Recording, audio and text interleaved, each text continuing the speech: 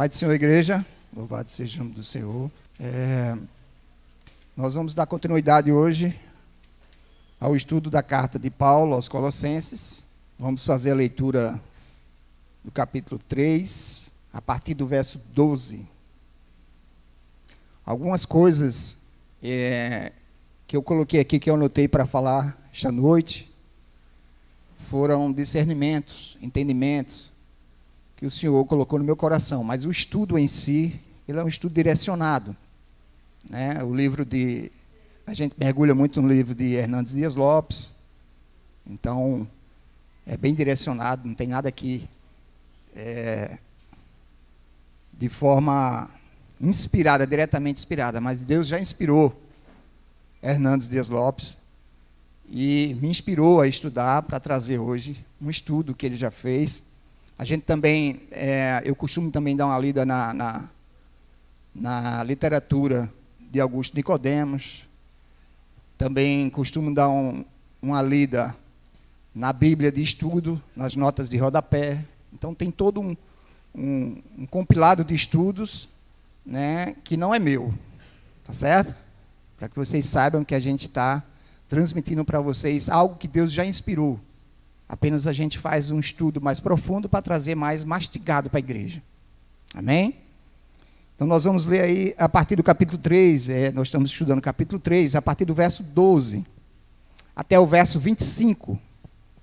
E vamos fazer a leitura do verso 1 do capítulo 4, que fecha a perícope que estamos em estudo.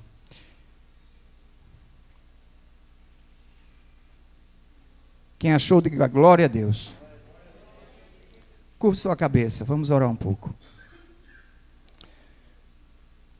Pai querido, Pai amado, em nome de Jesus, aqui está a sua palavra, meu Deus, que vai ser exposta, que vai ser pregada, que vai ser ensinada. Quero te agradecer pelo privilégio de ser esse instrumento que foi escolhido para hoje transmitir esse ensino, meu Pai.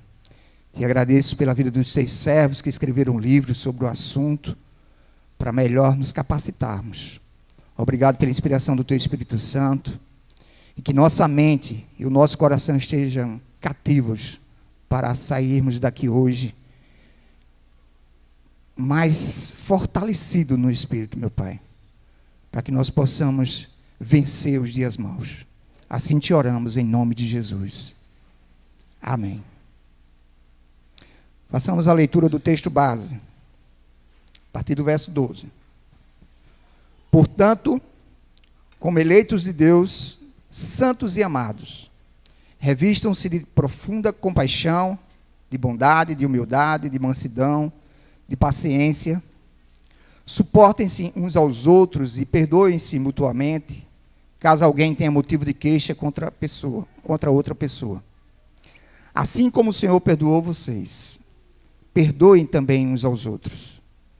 Acima de tudo isto, porém, esteja o amor, que é o vínculo da perfeição.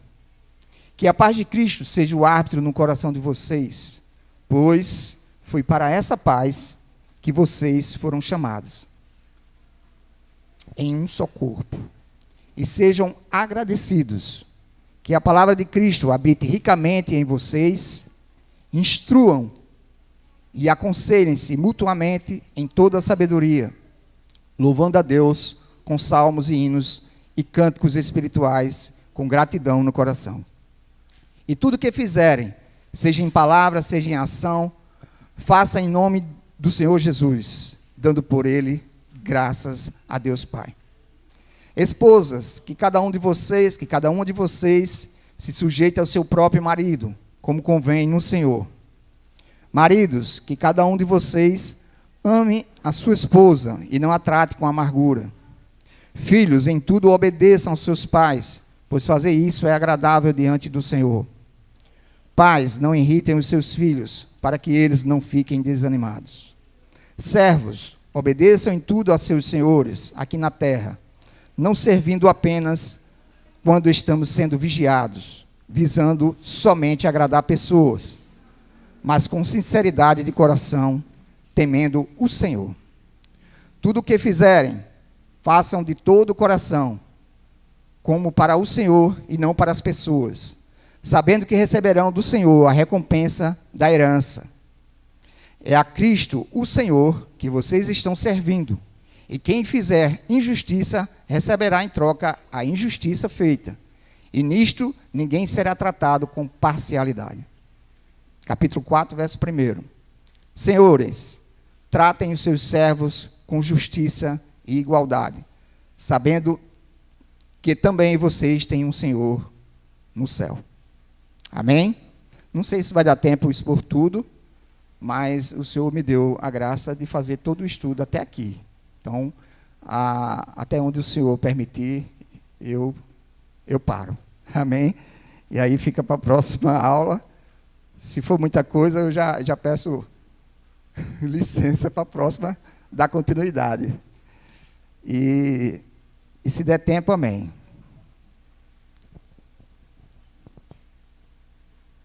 Para quem está pegando o estudo pela metade, ou perdeu alguma aula, e também para que possamos ter uma visão geral, né, e entender melhor o assunto, eu vou atualizar um pouco antes de entrar no estudo de hoje. Vimos no capítulo 1 e capítulo 2, Paulo falar da supremacia da pessoa de Cristo e da sua obra redentora.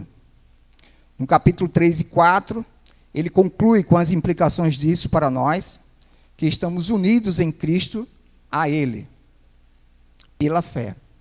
No capítulo 3, que estamos estudando, do verso 1 ao verso 4, Paulo fala da base da santidade. Fala que estamos ligados a Cristo na sua morte e ressurreição. A partir do verso 5, ele descreve sobre a maneira de como nós cristãos devemos nos relacionar. Ele faz isso em 4 partes. Do verso 5 até o verso 11, ele ensina como devemos viver em relação a nós mesmos, individualmente e para com Deus. Isso foi muito bem explicado na última aula por nossa irmã Lucila, né? Inclusive dando ênfase àquela parte para a gente se despir do velho homem,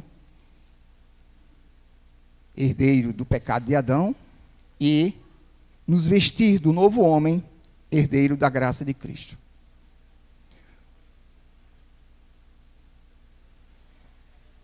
A segunda parte, do verso 12 até o verso 17, Paulo ensina como viver na comunhão com os irmãos. Na terceira parte, do verso 18 até o verso 21, ele ensina como viver num relacionamento familiar. Eu confesso a vocês que na quarta-feira passada, desde a quarta-feira passada, quando eu estava aqui na aula de Lucila, o Senhor já me inquietou o coração em relação a essa parte aí familiar. E na mesma noite eu comecei já a me debruçar sobre os estudos nesse sentido. E na quarta parte, do verso 22 até o verso 1 do capítulo 4, Paulo ensina como viver em sociedade, e aí ele trata da relação capital-trabalho à luz do Evangelho de Cristo. Amém? Então, feito essa panorâmica, vamos ao estudo específico desta noite. Seguimos aí a partir do verso 12.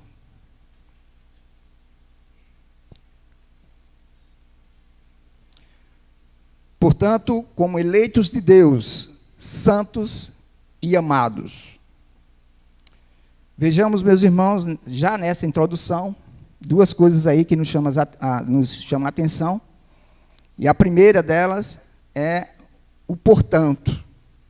Né? Mais uma vez aqui, o portanto significa que Paulo está dando continuidade a algo colocado, né, anteriormente. Ele está dando continuidade ou colocando consequências daquilo que já foi dito antes. Né? Isso também já foi explicado em outras aulas, nas aulas anteriores. A segunda coisa, já no início desse verso, é que ele usa a expressão eleitos de Deus. Veja aí que ele usa os indicativos que apontam para um fato E depois, ele aplica os imperativos, que são as ordens que precisamos seguir. Por exemplo, ele diz: vocês são eleitos de Deus. Ele está dando um indicativo. E em seguida, vem a ordem. Logo, vivam como eleitos de Deus. Vivam de forma digna como eleitos de Deus, porque vocês são eleitos de Deus. Então, essa é a colocação que Paulo faz aí. O que seria viver como eleito de Deus? É se revestir de bondade, de mansidão, de paciência. Paulo começa a listar isso na continuação do verso 12. Vamos ler. Revistam-se de profunda compaixão, de bondade, de humildade, de mansidão, de paciência. Essas citações lembram alguma coisa? O fruto do Espírito. Meus irmãos, a gente precisa, e é mais do que precisa, nós devemos, deixar o Espírito Santo ser o balizador, ser o prumo dos nossos pensamentos, das nossas decisões, dos nossos sentimentos e principalmente de nossas ações. Este é o ensino que Paulo traz aqui. Se não deixarmos, meus irmãos, esse ensino descer para o nosso coração, se não deixarmos que o Espírito Santo de Deus seja o direcionador disso que nós estamos estudando, vai ficar difícil colocar em prática. Se a gente não deixar o Espírito Santo dirigir o nosso espírito, as nossas ações, certamente agiremos na carne. Não tem outra forma da gente agir em espírito se a gente não tiver ligado no espírito. E aí, facilmente, nós vamos usar as ferramentas do maligno.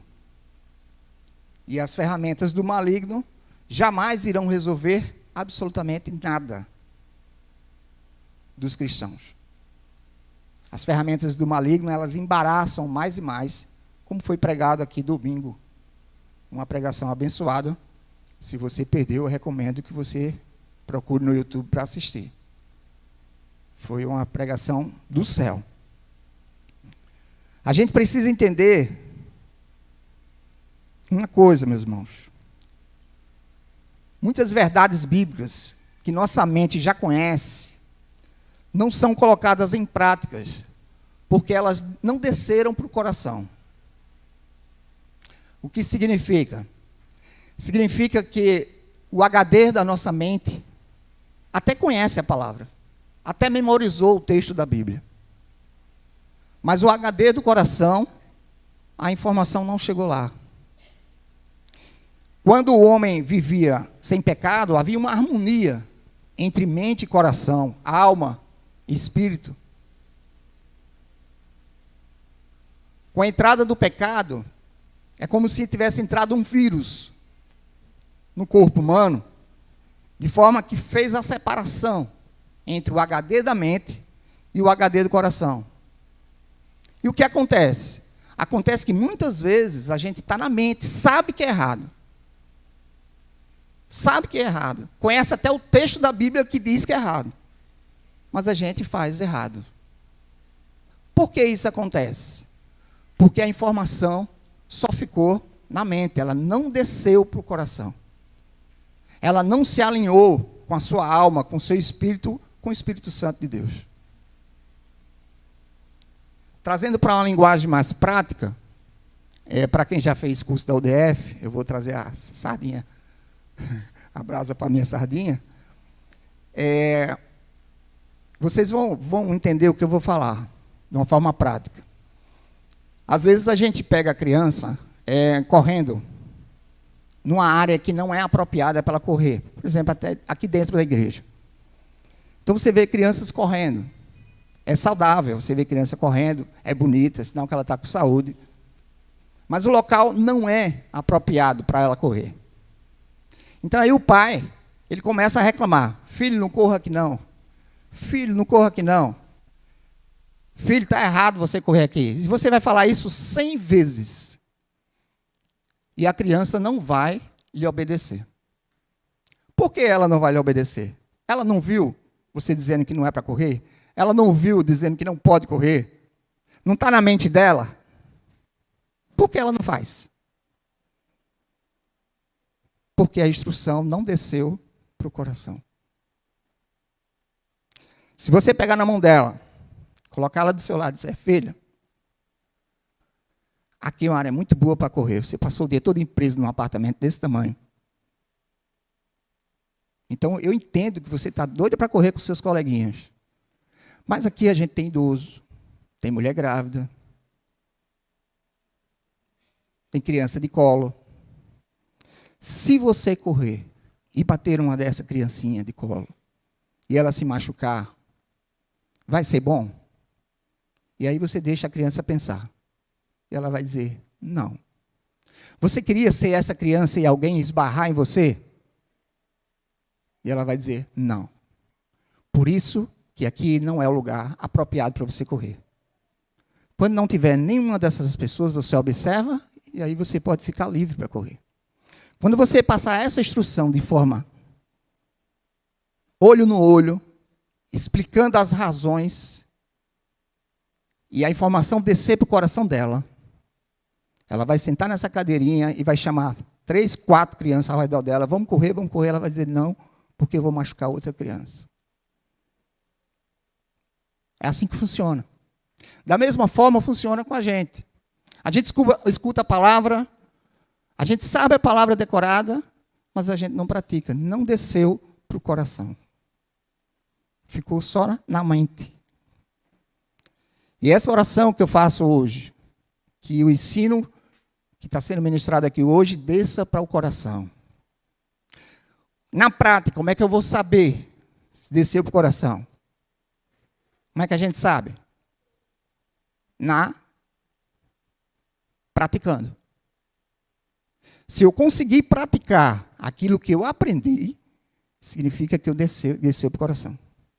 Se eu não conseguir colocar em prática, não desceu para o coração, ficou só no HD da mente. E é para isso que a gente ora, pedindo para que o Senhor faça com que o Espírito Santo abra nossos ouvidos espirituais, abra nosso coração, para que o entendimento chegue ao nosso coração. Quem entendeu? Amém? É necessário que o nosso espírito esteja alinhado com o Espírito Santo de Deus. Só dessa forma é que teremos condições de praticar aquilo que a gente aprende.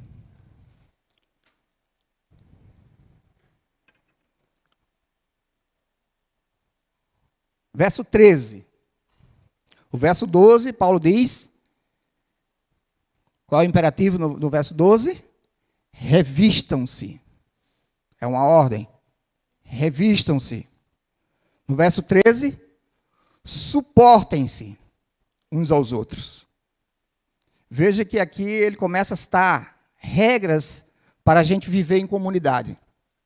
Suportem-se uns aos outros.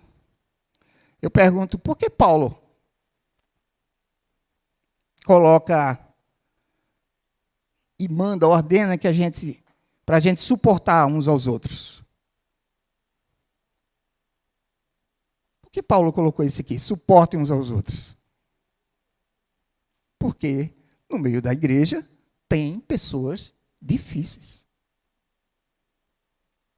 Tem pessoas de temperamento forte. Tem irmãos de entendimento complicado. Sim ou não? Por isso que a ordem é suportem-se.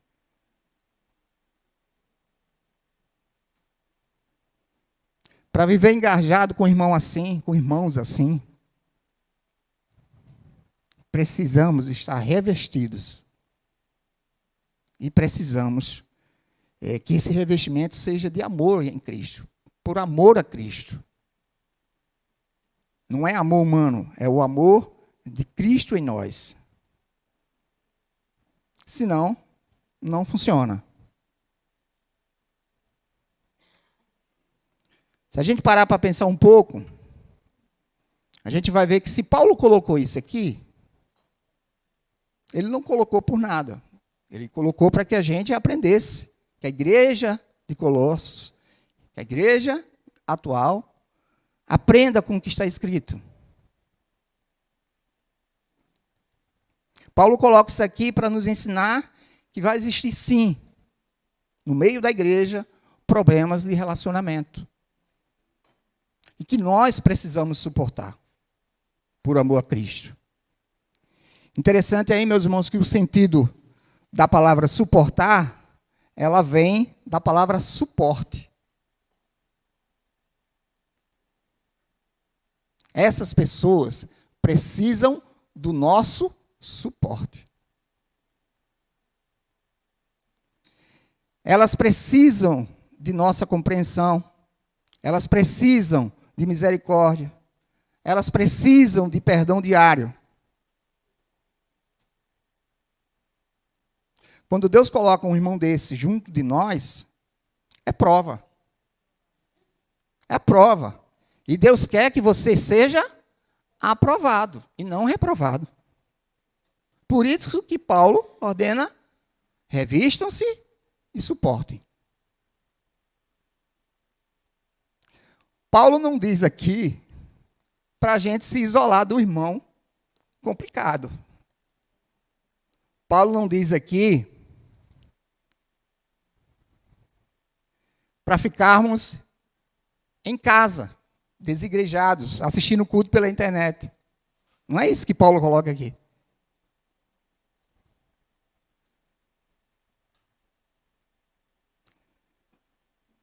Paulo não diz aqui para a gente desprezar esse irmão. Precisamos congregar. Precisamos suportar. Faz parte do processo da vida de todo cristão. O autor da carta aos Hebreus, no capítulo 10, verso 25, nos diz para vivermos em comunidade, para congregarmos e admoestarmos uns aos outros. Viver em comunidade é viver com pessoas de temperamentos diferentes. E essa é a graça do reino. É unir pessoas de temperamentos diferentes que, por amor a Cristo, a gente oferece o suporte. Nem que seja orando por misericórdia. Se fosse tudo perfeito, meus irmãos, não haveria necessidade de Paulo ter colocado isso aqui. Quantos entendem isso? Amém? O verso 13 continua. E perdoem-se mutuamente, caso alguém tenha motivo de queixa contra outra pessoa. O que significa? Significa que vai ter pecado entre irmãos. Se ele está dizendo para você perdoar, é porque vai ter pecado. Se tem pecado, tem que haver perdão. Significa que um irmão vai ofender o outro em um determinado tempo da vida, seja por palavra, seja por comportamento, seja por uma ação, seja por uma omissão. Vai acontecer isso. Vai existir palavra que não foi dita corretamente. Vai existir uma atitude que acabou ofendendo o irmão. Sim ou não? E a determinação é para perdoar.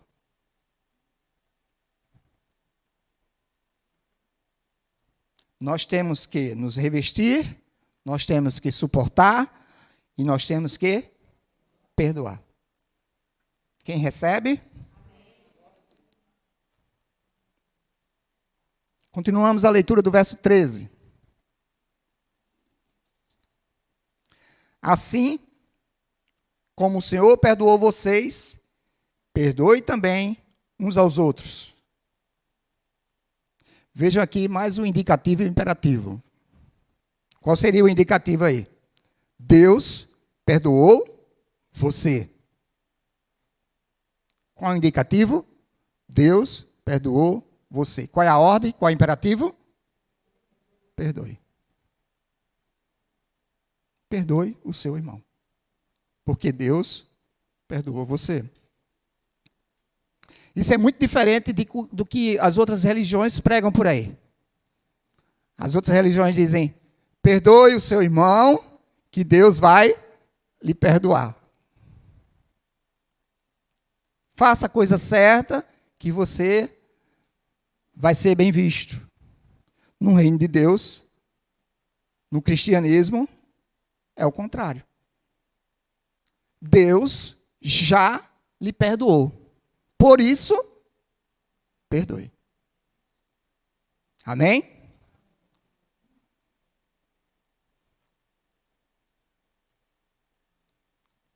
A palavra recomenda a gente oferecer a outra face.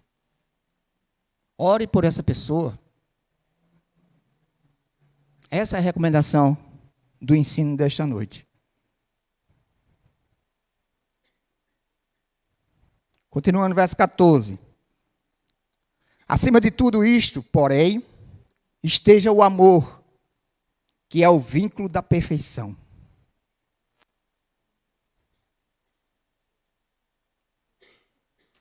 Ou seja, ele está dizendo, não é fazer por fazer.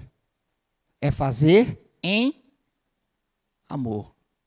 Não é aquele, eu já perdoei, mas quero ele bem distante. Não é disso que está tratando aqui. É perdoar em amor. Aqui Paulo coloca o amor como um vínculo que une perfeitamente os cristãos. Porque o amor perdoa.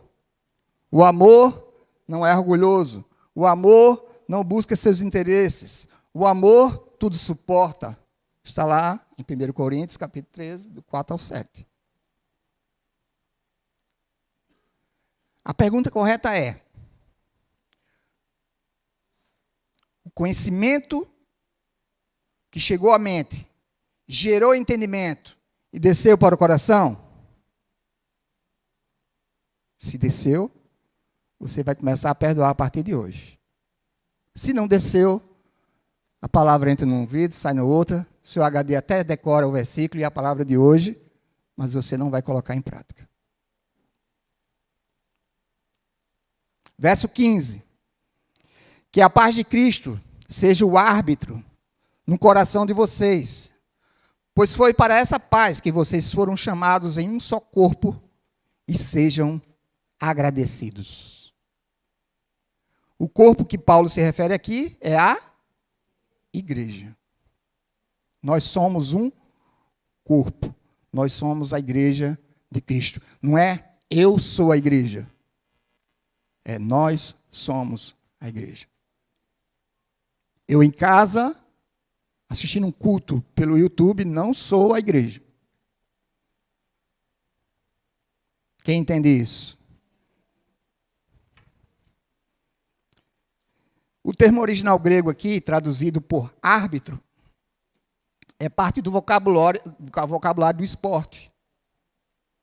Paulo quer dizer que o caminho para vivermos realmente de forma reta é designar Jesus Cristo como o árbitro das nossas emoções. Se você deixa Jesus Cristo seu árbitro de suas emoções, é Ele que vai levantar o cartãozinho amarelo. É Ele que vai lhe dar o cartãozinho vermelho.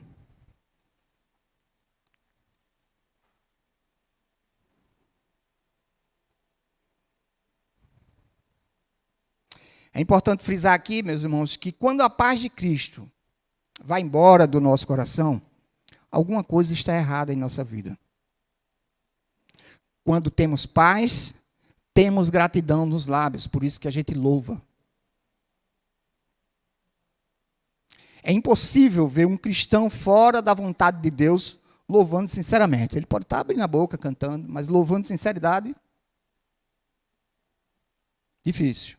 Impossível, na verdade. É lógico que nesse louvor não vai ter sinceridade. Quando o rei Davi encobriu seus pecados, ele perdeu sua paz e a sua capacidade de louvar. Está lá no Salmo 32 e Salmo 51. Quando ele confessou o seu pecado, voltou a entoar cânticos de louvores a Deus. Verso 16. Que a palavra de Cristo habite ricamente em vocês. Instruam e aconselhem-se mutuamente em toda a sabedoria, louvando a Deus com gratidão no coração. O ensino aqui, meus irmãos, é para os que fazem parte da igreja. Não é para desigrejado, não é para quem está fora.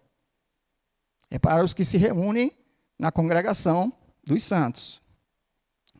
Não tem como uma pessoa, mais uma vez vou dar ênfase aqui, não tem como uma pessoa instruir ou ser instruído no corpo de Cristo se ele for um desigrejado.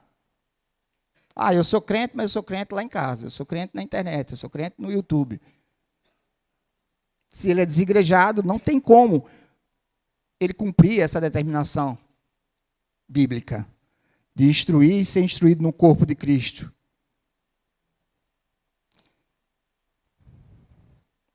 Se a pessoa ela é crente de YouTube, como ela vai participar do momento da adoração, da comunhão? Do aconselhamento mútuo? Não tem como. Então não tem como ser cristão de YouTube. Em casa, isolado. Nós somos criados para viver em relacionamento. E esse relacionamento ele não precisa ser perfeito. Basta ele ser pautado no amor de Cristo. Quem entende isso? Verso 17. E tudo o que fizerem, seja em palavra, seja em ação, faça em nome do Senhor Jesus, dando por ele graças a Deus Pai. Até aqui, meus irmãos, Paulo nos fornece instruções para o relacionamento em comunidade.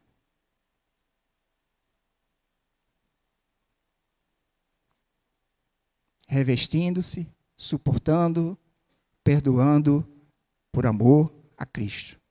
São as instruções para viver em comunidade, para viver a vida cristã.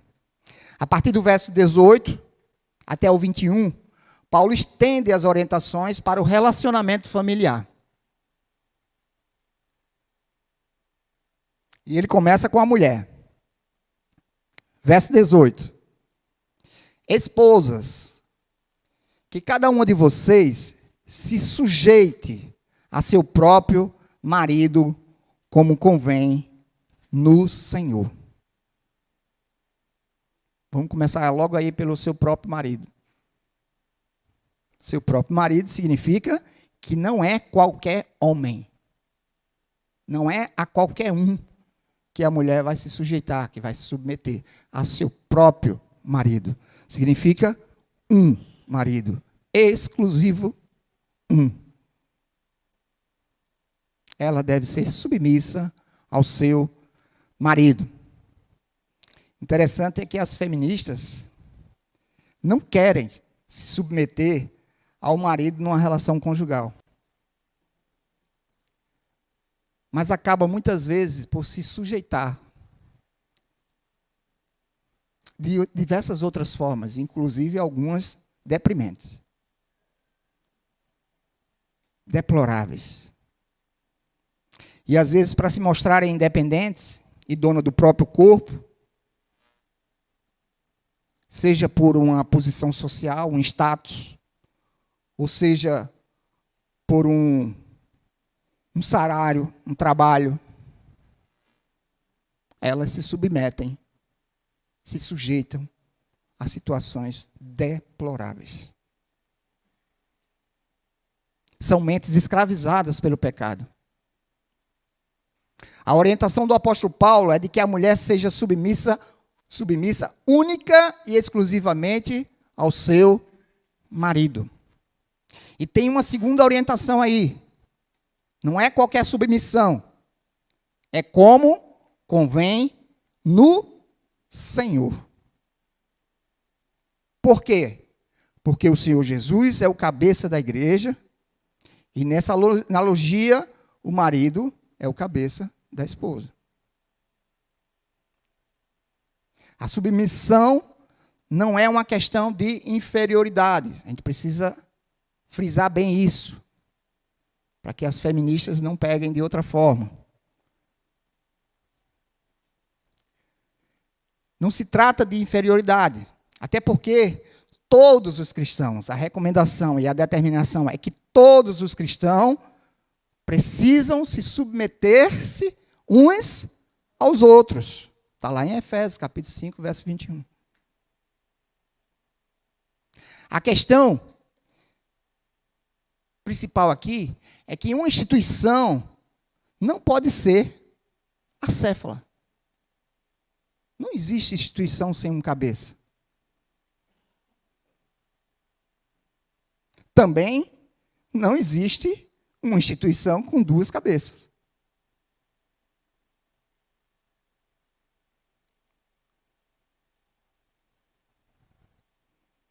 Que aí seria bicéfala. Seria uma anomalia. Um corpo com duas cabeças. Não funciona. Um corpo sem cabeça. Não funciona. Precisa de um cabeça. E Deus determinou que o cabeça da família seria o homem. É uma questão de função. Já foi pregado aqui várias vezes, né? É só uma questão aqui de estar contextualizado.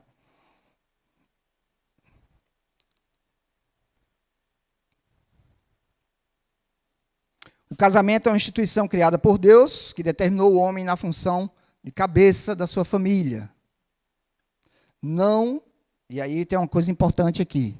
Também a gente não pode confundir submissão com escravidão. Submissão com subjugação. Você não pode subjugar ninguém. Você não pode escravizar ninguém, muito menos sua esposa.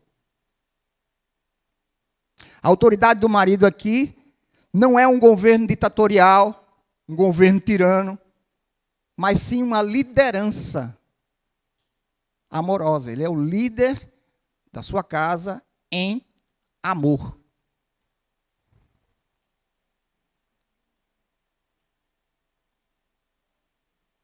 É uma posição funcional que Deus colocou, que Deus determinou. O homem não é melhor do que a mulher, nem a mulher é inferior ao homem. A mulher veio de onde? A mulher veio de onde? Do homem. E o homem nasce de onde? Da mulher. Isso é interdependentes. Nós somos interdependentes. Nós dependemos um do outro. Agora, funcionalmente, cada um tem seu papel que Deus determinou. Está dando para entender? Amém? A gente observa aqui também nesse verso que o parâmetro utilizado por Paulo é o Senhor. Ou seja, se o marido exigir algo que não convém ao Senhor, a mulher está desobrigada da submissão. Está bem claro. É no Senhor. Porque a lealdade da mulher, em primeiro lugar, está subordinada a Cristo. Qualquer coisa contrária a Cristo, exigida pelo marido, desobriga a mulher de ser submissa a ele. A mulher deve ser submissa ao marido até o ponto em que não seja forçada ou constrangida a transgredir a palavra de Deus. É isso que está sendo colocado aqui. Por esse motivo, é bom que a mulher só case com um cristão de verdade.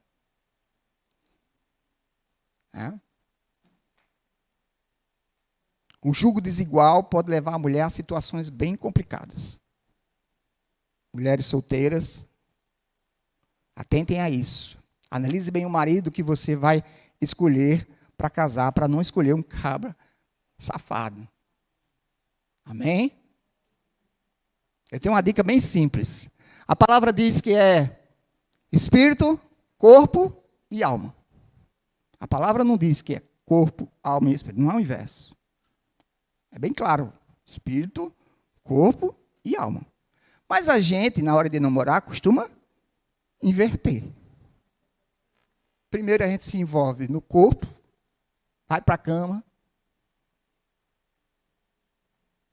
Depois a gente se envolve emocionalmente. E por último, se sobrar, a gente olha se ele é espiritual ou não. A dica é simples. Siga a palavra.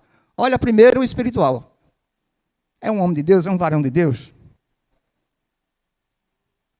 Depois você vai lá para o emocional. Para o familiar. Para o intelectual. Para o emocional. E, por fim, o casamento. Para depois, o envolvimento do corpo. Quem recebeu?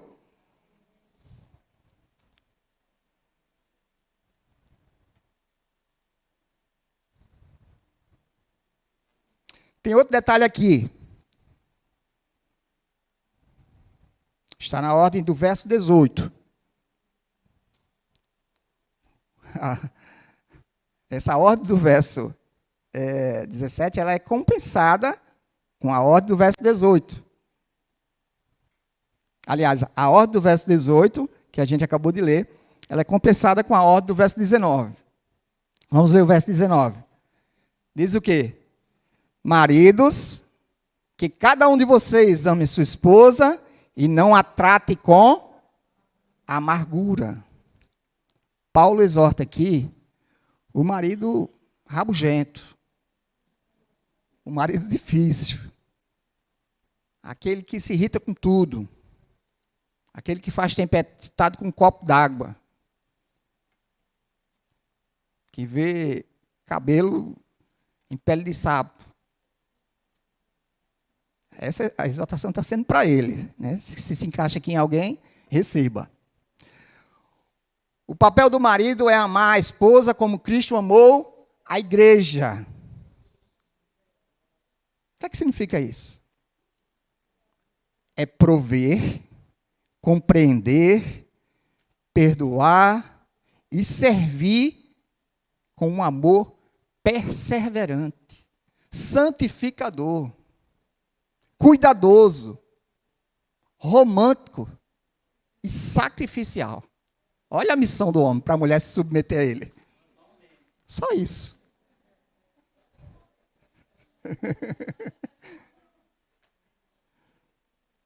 Agora só. Se o marido faz isso, será que facilita o papel da esposa ser submissa a ele? Qual é a mulher que não vai ser submissa a um homem desse? Não tem como. É automático. Por outro lado, se a esposa é submissa, vai facilitar muito o papel do marido exercer o amor dele, sim ou não? É certo que numa aliança, abrir um parênteses aqui e deixar bem claro. Numa aliança de casamento, ela não pode funcionar como se fosse um contrato. Como assim? A cláusula que fala de submissão, eu só cumpro se o meu marido cumprir a cláusula de amar incondicionalmente. Não é assim que funciona no reino. A aliança, ela trata de amar incondicionalmente, independentemente do outro cumprir a parte dele. É disso que se trata.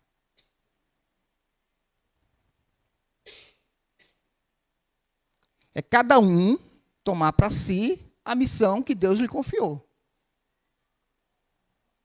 Quando cada um, no relacionamento, cumpre o seu papel, o relacionamento flui.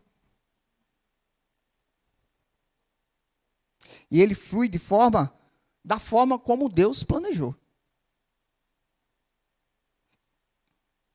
Quando essa sintonia flui, as decisões tomadas em conjunto não têm divisões. Os problemas não têm divisões. As dificuldades são resolvidas junto. O casal cresce junto. Do ponto de vista espiritual e do ponto de vista material. A família cresce junto. E glorifica a Deus junto. Quem recebe?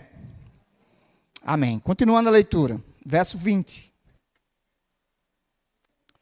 Filhos, em tudo obedeçam a seus pais, pois fazer isso é agradável diante do Senhor. Veja que ele está tratando até agora aqui de família, né? No verso anterior ele tratou do individual, no verso seguinte ele tratou da igreja, da comunidade, e agora ele está tratando da família. Começou pela mulher, passou pelo marido, agora chegou nos filhos. Obedeça em tudo. A obediência aqui dos filhos aos pais, ela é imperativa. É uma ordem. Obedeçam. A autoridade dos pais é uma autoridade delegada por Deus. Por isso, quando um filho rejeita a autoridade do pai, ela está rejeitando a autoridade de Deus.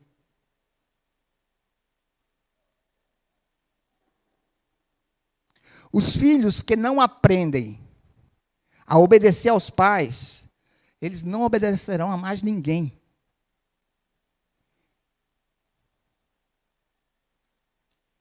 Eles não vão respeitar nenhuma autoridade. Se ele não respeitou a autoridade paterna, ele não vai respeitar nenhuma autoridade. Ele não vai respeitar o professor da sala de aula, ele não vai respeitar a polícia, ele não vai respeitar o pastor da igreja, ele não vai respeitar o líder do ministério, ele não respeita ninguém, porque ele não obedeceu, não respeitou o pai, em que a Bíblia ordena ele fazer isso. Um filho desobediente a pai, ele vai desobedecer a qualquer outra autoridade que aparecer sobre ele. É simples. O colapso da autoridade em nossa sociedade reflete o colapso da autoridade no lar. É por isso que Deus abomina. Um outro ponto importante aqui é que os filhos precisam obedecer em tudo. Não é apenas naquilo que lhe dá prazer, não é apenas naquilo que lhe convém, é em tudo. Ah, mas meu pai é isso, é aquilo. Não tem nenhuma ressalva aqui. Quando seu pai for isso ou aquilo, você está desobrigado. Não tem. É em tudo. Muitos filhos, meus irmãos, seriam poupados de dores, de lágrimas e de perdas irrecuperáveis se tivessem obedecido a seus pais. A obediência, ela pavimenta a estrada da bem-aventurança. Achei esse ponto aqui do livro de Hernandes muito bonito. A obediência pavimenta a estrada da bem-aventurança. O próprio Deus já estabeleceu uma recompensa para essa obediência. Olha que coisa linda. Qual foi a recompensa? Vida bem-sucedida e longa sobre a terra. Verso 21. E aí aquele se, que você disse se, que não tem lá na observação, Paulo não deixou os pais de fora. E no verso 21 ele diz, pais, não irritem os seus filhos, para que eles não fiquem desanimados. Interessante aqui que quando ele cita aqui pais, aqui, ele não está se referindo a pai e mãe, não. O pais aqui que ele está citando, ele está sendo bem específico. No original grego, a palavra, eu não gosto de citar, porque são palavras bem complicadas, né? Eu apenas gosto de orientar. No original grego, a palavra se refere a pais homens. Está se referindo a você, pai. Não é a mãe, não. A responsabilidade de criar, de educar e cuidar dos filhos é do pai. Não é da mãe.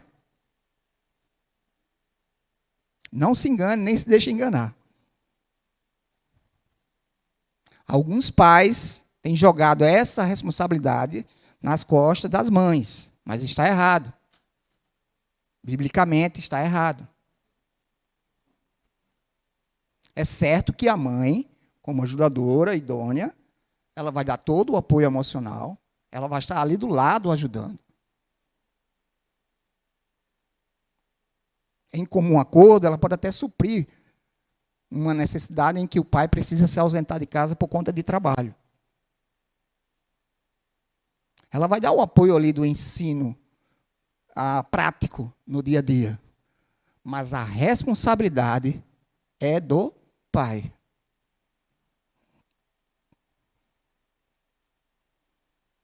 A prestação de contas a Deus, no dia do juízo, Deus não vai chamar a mãe, não. Vai chamar o pai. Porque a responsabilidade é do pai. Ainda no verso 21, Paulo também diz, pai, não irrite os seus filhos. O que se entende por irritar os filhos? Tem uma série de coisas, né? Dar ordens injustas é irritar o filho. Você dá uma ordem que o filho não pode cumprir. Você vai irritar seu filho. É ter incoerência entre o que você fala e o que você faz. Irrita seu filho.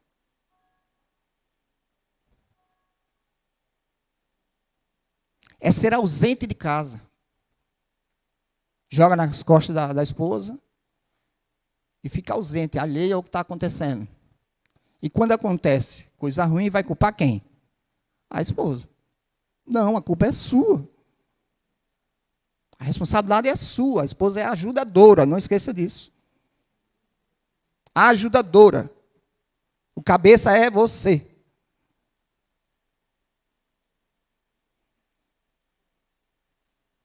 Fazer cobrança descabida irrita o filho. Abandono de paternidade irrita o filho. É disso que o verso está tratando. Pais, não irriteis os vossos filhos. O filho, muitas vezes, meus irmãos, desanima de seguir o evangelho por conta do péssimo exemplo do pai. Aquele filho que não vê a hora de fazer 18 anos para cair no mundo. A responsabilidade é sua. Pai.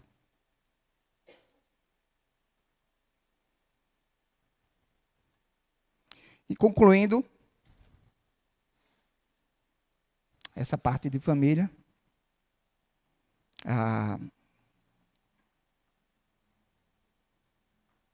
eu lembro a vocês em que a missão paterna ela é uma bênção. A missão paterna foi dada por Deus. E que Deus vai cobrar de nós, pai. De nós, pais, homens. Essa missão que nos foi confiada. Amém? Os pais recebem? Amém.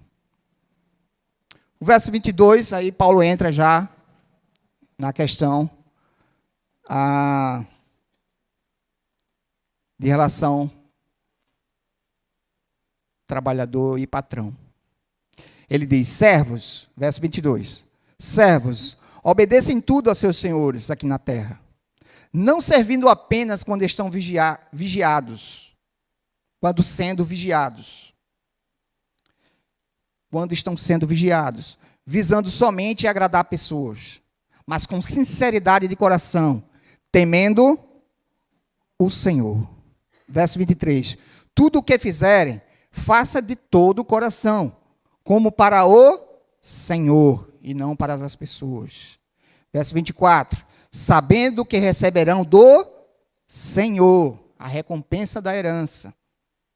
É a Cristo o Senhor que vocês estão servindo. Verso 25, e quem fizer injustiça, receberá em troca a injustiça feita, e nisto ninguém será tratado com parcialidade. A palavra servo aqui, meus irmãos, significa escravo mesmo. Ele está se referindo aos escravos. Havia muitos escravos no Império Romano. Tinha os escravos que eram despojos de guerra, né? Eram prisioneiros de guerra. Tinha os escravos que nasciam já filhos de escravos. Tinha os escravos que se vendiam por conta de uma dívida que eles não tinham condição de pagar. Ou que eram dados como escravo por uma dívida que não havia condição de ser paga. Então, era um sistema que reinava nessa época aqui, né, que Paulo escreveu a Colossos. E, por existir muitos escravos, né, muitos escravos se converteram ao cristianismo.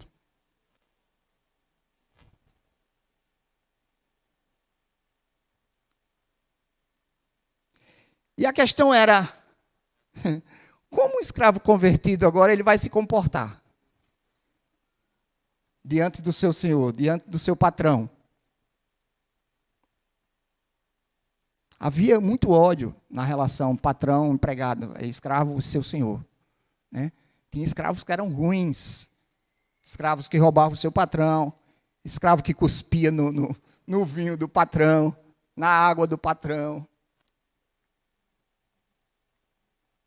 Escravo que desejava a morte do patrão, que faziam trabalhos para desejar o mal do patrão. Então, existiam escravos ruins. Por outro lado, existiam senhores ruins também, que maltratavam seus escravos, que chicoteavam, que ferravam para botar uma marca dizendo que aquele escravo pertencia a ele. Tinha de todo tipo de espécie de coisa ruim na relação patrão-empregado, escravo e seu senhor. Né? Escravos que mentiam.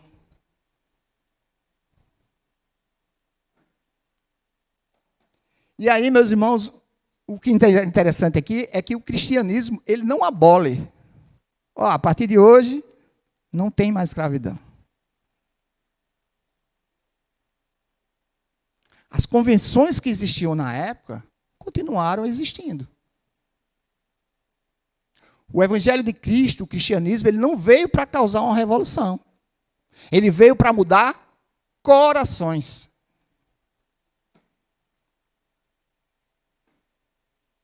E Paulo orienta aqui que os escravos, no momento que eles aceitaram a Cristo, a atitude deles deveria ser outra. Paulo não manda os escravos se rebelarem. Paulo não manda os escravos fugirem. Ele diz, seja o melhor escravo que você puder. Trabalhe como se fosse para Deus, pois é dele que vem a recompensa, não é do seu senhor, não é do seu patrão. E isso que Paulo fala aqui também se aplica aos dias de hoje, na relação patrão-empregado.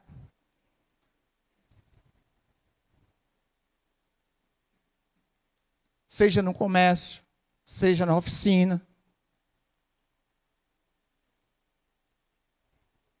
Devemos ver o nosso trabalho como um serviço a Deus, não a homens. Está bem escrito aqui, está bem claro. Não tem nem para que estar explicando. Estou sendo até redundante. Não existe, meus irmãos, essa questão de trabalho secular e trabalho religioso. Né? A gente pode servir a Deus, talvez, uma forma que o pastor se dedica exclusivamente a servir a Deus na igreja.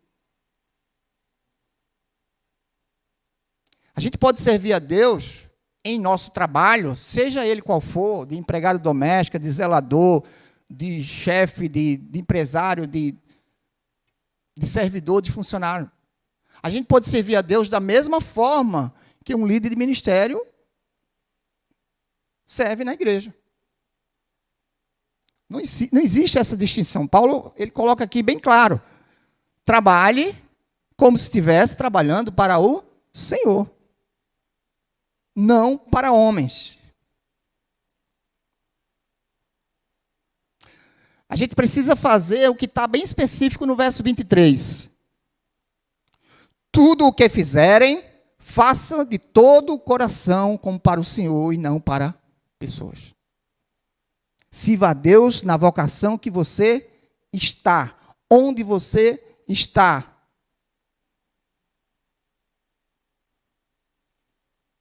Sirva a Deus sendo o melhor médico que você puder. Sirva a Deus sendo o melhor policial que você puder ser. Sirva a Deus sendo um advogado mais justo que você puder ser. Sirva a Deus sendo o contador mais honesto que puder ser. É um pouco difícil, né? Complicado. Mas a gente tem que perseverar.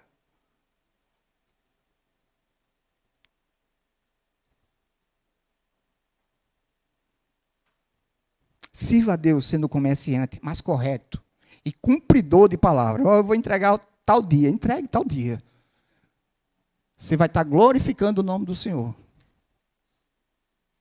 Se você não fizer isso, você vai estar desonrando o nome do Senhor. E a primeira coisa que o cliente vai dizer é: o crente lá, não cumpre nem a palavra dele e diz que é crente.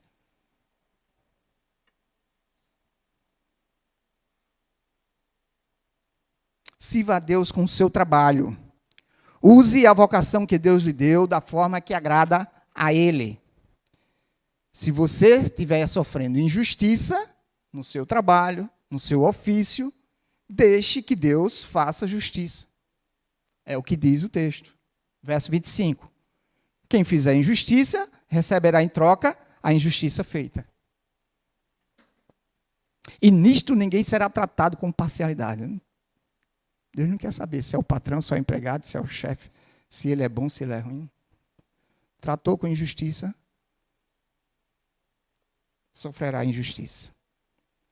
Deixe Deus ser o juiz em qualquer trabalho que você esteja exercendo na sua vocação. Amém? Por outro lado, Paulo também deixa a ordem escrita aos senhores de escravos, aos patrões, que se converteram. Vocês se converteram, então agora vamos se enquadrar. Vocês foram perdoados. Capítulo 4, verso 1. Senhores, tratem os seus servos com justiça e igualdade, sabendo que também vocês têm um Senhor no céu. Paulo diz para que os senhores de escravos convertidos tratem com justiça os seus servos, pois eles também têm um Senhor no céu. Você que é patrão, trate bem o seu funcionário. Trate com justiça o seu funcionário. Todos nós haveremos de prestar contas a Deus. Amém? Precisamos tirar algumas lições do que aprendemos aqui. Foi bem corrido, né? Por conta da hora. Em primeiro lugar, cristianismo não é só uma doutrina. E ela não é só uma doutrina correta. Ela começa com a doutrina correta, na pessoa de quem? De Jesus, sua obra e sua supremacia. Mas tudo se encaminha e afeta o nosso dia a dia. afeta o meu particular, na minha luta contra o pecado, na nossa luta diária contra o pecado, afeta o meu relacionamento familiar, marido, mulher, mulher, marido, pai, filho, filho, pai, e afeta o meu ambiente social, a minha comunidade, o meu trabalho. A ética cristã, ela não tem 2 pesos e 2 medidas. No corpo de Cristo, a gente não faz distinção de pessoas. Não interessa se tem aqui uma capitã, uma major, se tem um sargento, se tem um soldado, se tem um patrão, se tem um empregado. No reino de Deus, nós somos iguais. Nós não fazemos acepção de pessoa, a palavra recomenda isso. Na ética cristã, os deveres, eles não estão de um só lado. Não há desequilíbrio nem injustiça. Há privilégios e responsabilidades para todas as partes. Paulo, ele não realça o dever da esposa, de submissão, à custa do dever do marido.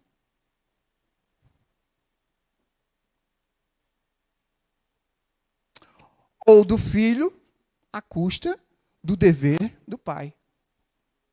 Nem do servo, à custa do dever do seu senhor. Fora da palavra de Deus, meus irmãos, não há equilíbrio. E esse conceito de Paulo aqui, ele foi revolucionário para a época.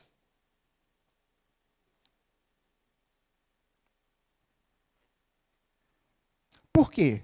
Porque no primeiro século, esposas, filhos e servos não tinham direito nenhum. 0. No mundo antigo, os filhos não tinham direito. Os pais podiam deserdá-los, escravizá-los e até matá-los. Na relação patrão-empregado, não existia lei trabalhista. Então, esses conselhos de Paulo aqui, essas determinações pautadas no Evangelho de Cristo, é uma revolução.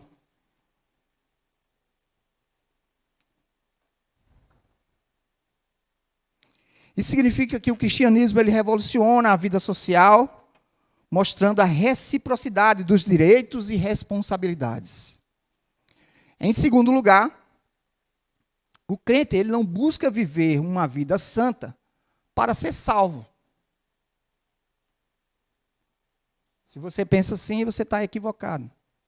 A gente não busca viver uma vida santa para ser salvo. A gente busca viver uma vida santa porque fomos salvos. Não tem essa de vou fazer a coisa certa para Deus me perdoar. Para Deus me salvar. Eu vou amar meu próximo porque Deus me amou primeiro. Eu vou perdoar porque Deus me perdoou primeiro.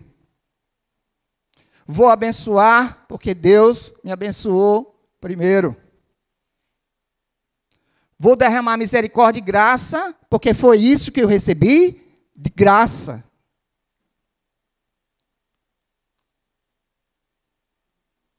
Amém? E para encerrar, eu deixo uma reflexão que eu achei muito profunda, de um escritor chamado Warren Wiersbe. Acho que a palavra pronúncia é essa.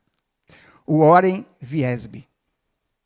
Ele diz: a fé em Cristo muda não apenas indivíduos, mas também famílias.